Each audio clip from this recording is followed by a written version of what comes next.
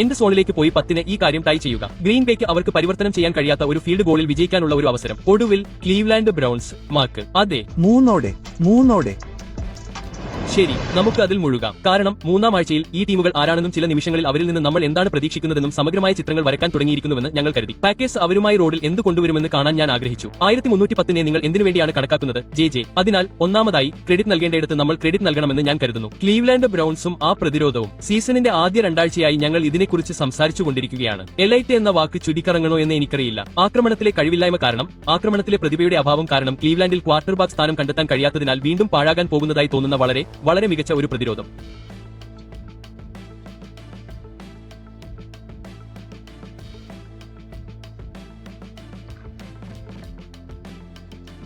അങ്ങനെ ഇന്ന് നമ്മൾ കണ്ടത് പ്രതിരോധത്തിലും സ്പെഷ്യൽ ടീമുകളിലും മതിയായ വലിയ കളികൾ നേടുന്നതിന് പ്രതിരോധത്തിന് രക്തസ്രാവം തടയാൻ കഴിഞ്ഞു എന്നതാണ്.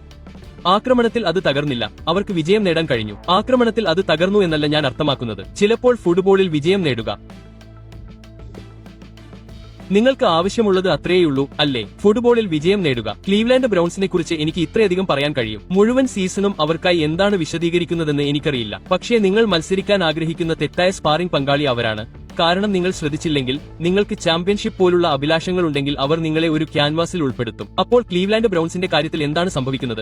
കാരണം ആദ്യത്തെ 2 ആഴ്ചത്തെ അവരുടെ കളിരീതി നോക്കുമ്പോൾ അത് ഒരുതരം വിരസതയാണ്. അവരുടെ ആക്രമണത്തിൽ അവർക്ക് ഒരു വിനോദവുമില്ല. അവർ മികച്ച പ്രതിരോധം കളിക്കുന്നു, പക്ഷേ സാധാരണയായി പ്രതിരോധം എന്താണ് ചെയ്യുന്നത്? അവർ ക്ഷീണിതരാണ്. അപ്പോൾ നിങ്ങൾ ഗ്രീൻ ബേ പാക്കേഴ്സിനെ നോക്കുമ്പോൾ ആദ്യത്തെ 2 ആഴ്ച ഞങ്ങൾ അവരെ പ്രശംസിച്ചു. നാഷണൽ ഫുട്ബോൾ ലീഗിലെ ഏറ്റവും മികച്ച ടീമുകളിൽ ഒന്നായി ആളുകൾ അവരെ അഭിനന്ദിച്ചു. പക്ഷേ അവർ ഡോഗ് പൗണ്ടിലേക്ക് പോയി അവർക്ക് ആ ആസ്തി കണ്ടെത്താനായില്ല. ക്ലീവ്ലാൻഡ് ബ്രൗൺസിന്റെ പ്രധാന ആവശ്യം അതായിരുന്നു. കാരണം ആദ്യ ആഴ്ചയിൽ സിൻസിനാറ്റി ബംഗാൾസിനെതിരെ ക്ലീവ്ലാൻഡ് ജയിക്കേണ്ടതായിരുന്നു. തുടർന്ന് ബാൾട്ടിമോറിനെതിരെ പ്രതിരോധം ക്ഷീണിച്ചു. കുത്ത്. അതെ, 2 ആഴ്ചയ്ക്കുള്ളിൽ ആകെ 383 യാർഡുകൾ അനുവദിച്ചിട്ടും 0-2. നിങ്ങളുടെ അഭിപ്രായത്തിൽ ഈ പ്രതിരോധം ഉയർന്നുവരുന്നു. ഒടുവിൽ വിജയശ്രമത്തിൽ അവരെ അഭിനന്ദിക്കാൻ അവർക്ക് മതിയായി. ബെൻ, ഗ്രീൻ ബേ പാക്കേഴ്സ് ഇവിടെ ടേപ്പ് ഓണാക്കുമ്പോൾ അവർ എവിടെയാണ് തെറ്റുപറ്റിയതെന്ന് അവർ നോക്കുമ്പോൾ ഇന്ന് അവർ എവിടെയാണ് പോയിന്റുകൾ നൽകിയതെന്ന്. ബിമാക്ക്, നിങ്ങൾ അത് ശരിയായി ചെയ്തുവെന്ന് ഞാൻ കരുതുന്നു. NFL-ൽ പിഴവുകൾ സംഭവിക്കാനുള്ള സാധ്യത വളരെ കുറവാണ്, അല്ലേ? അപ്പോൾ ദിവസാവസാനം ഈ ലീഗിൽ ഏറ്റവും പ്രധാനപ്പെട്ട കാര്യം പന്താണ്. നിങ്ങൾ ജോർദാൻ ലവ് ആണെങ്കിൽ നിങ്ങൾ പാക്കേഴ്സ് ആക്രമണകാരിയാണ്. കളിയുടെ അവസാനം ഈ പന്ത് ശ്രദ്ധിക്കുക, അല്ലേ? അതിനെ അപകടത്തിലാക്കരുത്. കളിയിൽ കുറച്ചു മിനിറ്റ് കൂടി ബാക്കിയുണ്ട്. ചിലപ്പോൾ ഒരു പന്ത് ലോകാവസാനത്തിന്റെ അവസാനമല്ല, അല്ലേ? നിങ്ങൾ ഒരു ക്വാർട്ടർബാക്ക് ആണെങ്കിൽ നിങ്ങളുടെ കരാറിന്റെ പകുതി ഓരോ കളിയുടെയും അവസാനം നിങ്ങൾക്ക് പന്ത് ലഭിച്ചിട്ടുണ്ടെന്ന് ഉറപ്പാക്കുക. അതിനാൽ കളിയുടെ അവസാനം ആ ടേൺ ഓവർ ചെലവേറിയതായിരുന്നു. ക്ലീവ്ലാൻഡിന് പ്രവർത്തിക്കാൻ ഒരു ചെറിയ ഫീൽഡ് നൽകി, ഒരു ടച്ച് ഔട്ട് നേടി, പിന്നീട് അത് അവസാനിപ്പിക്കാൻ അവർ അവിടെ ഒരു ഫീൽഡ് ഗോൾ നേടി. പക്ഷേ ക്ലീവ്ലാൻഡിനും അത് മോഷ്ടിച്ചതായി തോന്നണം. സ്പെഷ്യൽ ടീമുകളെക്കുറിച്ചും നമുക്ക് സംസാരിക്കാം. കാരണം 55 യാർഡ് നേടുന്ന പുതുമുഖ കിക്കർ അവിടെയുണ്ട്. പക്ഷേ ബ്രൗൺസ് കിക്ക് യൂണിറ്റിന് ഗ്രീൻ ബേ പാക്കേഴ്സിന്റെ 3 പോയിന്റുകൾ നേടാനുള്ള ശ്രമം തടയാൻ കഴിഞ്ഞു. അതിനാൽ ഈ ടീമിന്റെ ഭാഗത്തുനിന്നുള്ള വലിയൊരു വിജയമാണിത്. വീണ്ടും നോക്കൂ, ക്ലീവ്ലാൻഡ് ബ്രൗൺസ് ടീമിനോട് ഞാൻ നന്ദി പറയുന്നു. അവർ 0-3 നേടില്ലെന്ന് പറയുന്നു. ഞങ്ങൾ അത് ചെയ്യാൻ പോകുന്നില്ല. അവർക്ക് ഒരു നീണ്ട യാത്രയുണ്ട്. അവർക്ക് ഒരു യൂറോപ്പ് യാത്ര വരാനിരിക്കുന്നു. പക്ഷേ അവർ 0-3 നേടില്ല. അതാണ് NFL-നെ കുറിച്ച് എനിക്ക് ഏറ്റവും ഇഷ്ടപ്പെട്ട കാര്യം. കാരണം നിങ്ങൾക്കറിയാമെന്ന് നിങ്ങൾ കരുതുമ്പോൾ നിങ്ങൾക്കറിയില്ല. എത്ര മികച്ച കളിക്കാരുടെ പാർലയിൽ ഈ ഗെയിം എനിക്കറിയാവുന്ന ഒന്നാണെന്ന് തോന്നുന്നു. Survival pool. NFL-നെ കുറിച്ച് നിങ്ങൾക്ക് ഇഷ്ടപ്പെടേണ്ടത് അതാണ്. ഏത് ആഴ്ചയും എന്തും ഇടത്തോട്ടോ വലത്തോട്ടോ പോകാവുന്ന പാരഡി. അതുകൊണ്ടാണ് നിങ്ങൾ ഗെയിം കാണേണ്ടത്. എല്ലാ വിശകലനങ്ങളും ആ വ്യക്തിയെക്കുറിച്ച് ആ വ്യക്തി എന്താണ് പറയുന്നതെന്ന് പരിഗണിക്കാതെ ഗെയിം കളിക്കണം. നിങ്ങൾ ഗെയിം കാണണം. ദശലക്ഷക്കണക്കിന് വിലയുള്ള ആ ഗുളികയെ നിങ്ങൾ സംരക്ഷിക്കണം. അത് പന്തിന് ദശലക്ഷക്കണക്കിന് വിലയുണ്ട്. ഇതിൽ നിന്ന് വരുന്ന ചില നമ്പറുകൾ നോക്കാം. ജോർദാൻ ലവ് അത് തന്നെയാണ് ചെയ്തത്. ഒരു ഈൻറ്റില്ലാതെ തുടർച്ചയായ ഗെയിമുകൾ. ലവ് തന്റെ 9ാം പരമ്പരയെ അനുചിതമായ സമയത്ത് തകർത്തു. ഒടുവിൽ ഗ്രീൻ ബേക്ക് 3-0 നൽകി. റോജേഴ്സ് 23-ൽ 16 എണ്ണം ₹1 39-ന് പൂർത്തിയാക്കിയപ്പോൾ അത് പൂർത്തിയാക്കാനും സ്റ്റീലേഴ്സിനെ 500-ൽ കൂടുതൽ ഒരു ഗെയിമിലേക്ക് മെച്ചപ്പെടുത്താനും മതി. 2 ടച്ച് ഡൌണുകളും ഒരു ഗിവ് എവേയും. ശരി, ഒന്ന് പി ഈസ്റ്റേൺ വിൻഡോ അവസാനിക്കുമ്പോൾ നമ്മൾ അവിടെ കണ്ടതും ഇവിടെ പൈപ്പ് ഡൌൺ ചെയ്യുന്നതും എന്താണെന്ന് വിലയിരുത്താൻ ആളുകളുമായി സ്റ്റുഡിയോയിലേക്ക് മടങ്ങുക. മാർക്ക്, ഇവ നിങ്ങളുടെ സ്റ്റീലേഴ്സ് ആണ്. ഏകദേശം അരമണിക്കൂറോളം എനിക്ക് അവരെക്കുറിച്ച് ഒരു തോന്നൽ പോലും ലഭിച്ചില്ല. പക്ഷേ അവർ റോഡിലേക്ക് എടുത്തതിനേക്കാൾ അല്പം കൂടുതൽ രസവുമായി ലോക്കർ റൂമിൽ നിന്ന് പുറത്തു വന്നതുപോലെ തോന്നുന്നു. ഈ പ്രകടനത്തിൽ നിന്ന് നിങ്ങൾക്ക് എന്താണ് മനസ്സിലാകുന്നത്? പ്രത്യേകിച്ച് പ്രതിരോധ ശ്രമത്തിന്റെ കാര്യത്തിൽ ഇത് വളരെ ആവശ്യമായ ഒരു വിജയമായിരുന്നു. ആദ്യ 2 ആഴ്ചകളിൽ പിറ്റ്സ്ബർഗ് സ്റ്റീൽസിൽ ഞങ്ങൾ കണ്ടത് കാര്യമായ സ്റ്റോപ്പുകൾ നേടുന്നതിലും ഏറ്റവും പ്രധാനമായി റണ്ണിനെതിരെ മികച്ച പ്രകടനം കാഴ്ചവെക്കുന്നതിലും ഭയാനകമായിരുന്നു. ആദ്യ ആഴ്ച ജെറ്റ്സ് എന്താണ് ചെയ്തതെന്ന് ഓർക്കുക. പിറ്റ്സ്ബർഗിനെതിരെ അവർ ഫുട്ബോൾ മുകളിലേക്കും താഴേക്കും ഓടിച്ചു. കഴിഞ്ഞ ആഴ്ച കെന്നത്ത് വാക്കറും സിയാറ്റിൽ സീഹോക്സും ഇതേ കാര്യം പറഞ്ഞു. അതിനാൽ നിങ്ങൾ പ്രതിരോധത്തിൽ അവരുടെ ശ്രമം നോക്കുമ്പോൾ, പ്രത്യേകിച്ച് പാട്രിയറ്റ്സ് റണ്ണിംഗ് ഗെയിമിനെതിരെ അവർ മികച്ച പ്രകടനം കാഴ്ചവെച്ചു. നിർബന്ധിത ടേണോവറുകൾ പരാമർശിക്കേണ്ടതില്ല. പിറ്റ്സ്ബർഗ് സ്റ്റീലേഴ്സ് നിർബന്ധിതമായി 5 ടേണോവറുകൾ ഞങ്ങൾ കണ്ടു.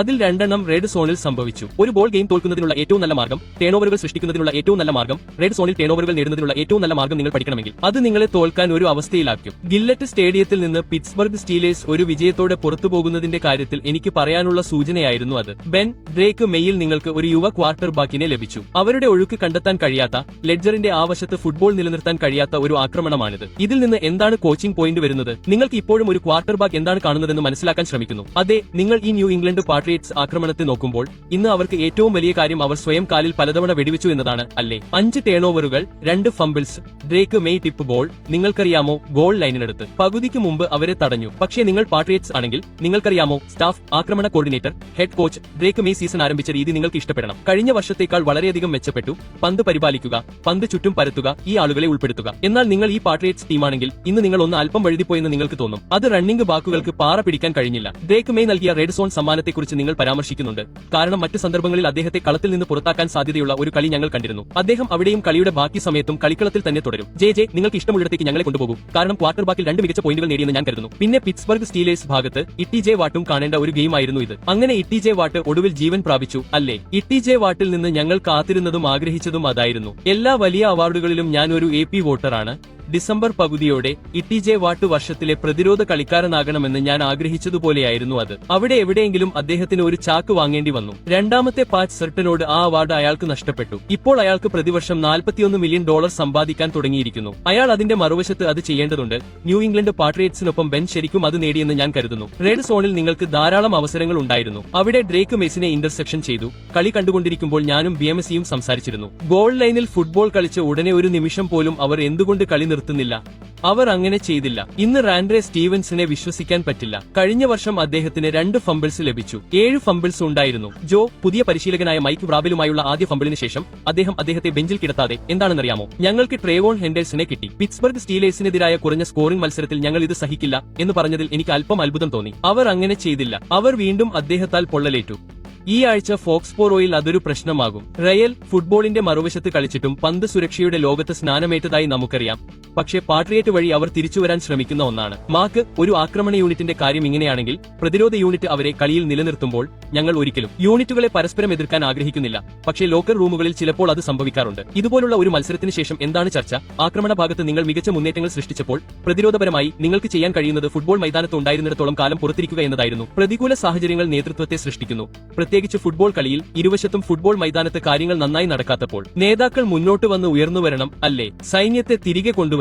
ഇന്ന് നമ്മൾ കാണാത്ത കാര്യമാണിത്. ഈ പുതിയ സ്റ്റാഫിൽ, ഈ പുതിയ ഭരണകൂടത്തിൽ നിങ്ങൾ എന്തെങ്കിലും മനസ്സിലാക്കണം. അവർ അവിടെ ഒരു സംസ്കാരം സൃഷ്ടിക്കാൻ ശ്രമിക്കുന്നു. കഴിഞ്ഞ വർഷം ന്യൂ ഇംഗ്ലണ്ട് പാട്രിയറ്റ്സിന്റെ ഭാഗമായിരുന്ന കളിക്കാർ അവർക്ക് അറിയാവുന്ന ഒരേയൊരു സംസ്കാരം നഷ്ടപ്പെടുക എന്നതാണ്. അതിനാൽ ഈ ആഴ്ച ഞാൻ പറയുന്നു, എങ്ങനെ ജയിക്കണമെന്ന് പഠിക്കുന്നതിന് മുമ്പ് എങ്ങനെ തോൽക്കരുതെന്ന് നിങ്ങൾ പഠിക്കണം. ഒരു വർഷം മുമ്പ് പോയ പാട്രിയറ്റ്സിന് അതാണ് പ്രശ്നം. എന്താണെന്ന് ഊഹിക്കാമോ? ഇന്ന് അത് പുറത്തുവന്നത് കാരണം ബെന്നിന്റെ അഭിപ്രായത്തിൽ ഞാൻ ഒരു സ്റ്റീലറാണ്, ഒരു സംശയവുമില്ല. പക്ഷേ അവർ ആ കളി ഉപേക്ഷിച്ചു. 5 യാർഡ് ലൈനിനുള്ളിൽ വില കൂടിയ ടേണോവർ എടുക്കുന്നതിനെക്കുറിച്ച് നിങ്ങൾ സംസാരിക്കുമ്പോൾ ഏറ്റവും മോശം സാഹചര്യത്തിൽ നിങ്ങൾ ആ സാഹചര്യത്തിലായിരിക്കുമ്പോൾ നിങ്ങൾ 3 കിക്ക് ചെയ്യുന്നു. ഏറ്റവും മോശം സാഹചര്യത്തിൽ ഏറ്റവും മികച്ച സാഹചര്യം എന്താണെന്ന് നമുക്കെല്ലാവർക്കും അറിയാം.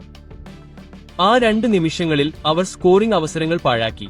നിങ്ങളുടെ അഭിപ്രായത്തിൽ ഒരു കുറഞ്ഞ സ്കോറിംഗ് ഗെയിമിൽ 3 പോയിന്റുകൾ ആ നിമിഷങ്ങളിൽ ഒരു ടച്ച് ഓൺ പോലെയാണ്. അത് സ്വർണ്ണമാണ്. 3 പോയിന്റുകൾ സ്വർണ്ണമാണ്. വസ്തുതകൾ അവർ അത് അവരുടെ വിരലുകളിൽ നിന്ന് വഴുതി വീഴാൻ അനുവദിച്ചു. എന്നെ തോൽപ്പിച്ചുകൊണ്ട് അവർ അത് നേടണം. മാനസികാവസ്ഥ നഷ്ടപ്പെടുകയല്ല, മറിച്ച് കെട്ടിടത്തിൽ നിന്ന് എങ്ങനെ തോൽക്കാമെന്ന് പഠിക്കണം. 3 പോയിന്റുകളെക്കുറിച്ച് നിങ്ങൾ എന്താണ് പറയുന്നത്? ചിലപ്പോൾ അത് ഒരു ഫുട്ബോൾ ഗെയിം ജയിച്ചേക്കാം. ശരി, 3 പോയിന്റുകൾ ഒരു ഫുട്ബോൾ ഗെയിം നേടി. ക്ലീവ്ലാൻഡിനും ഗ്രീൻ ബേക്കും ഇടയിലുള്ള ഫിനിഷിംഗിലേക്ക് ഞങ്ങൾ നിങ്ങളെ കൊണ്ടുപോകുമ്പോൾ ആരോൺ റോജേഴ്സിനെ കുറിച്ചുള്ള ചിന്തയെ മറികടക്കുമ്പോൾ അത് സന്തുലിതാവസ്ഥയിൽ തൂങ്ങിക്കിടക്കുന്ന ഒരു ഗെയിമായിരിക്കുമെന്ന് ഞങ്ങൾ കരുതി.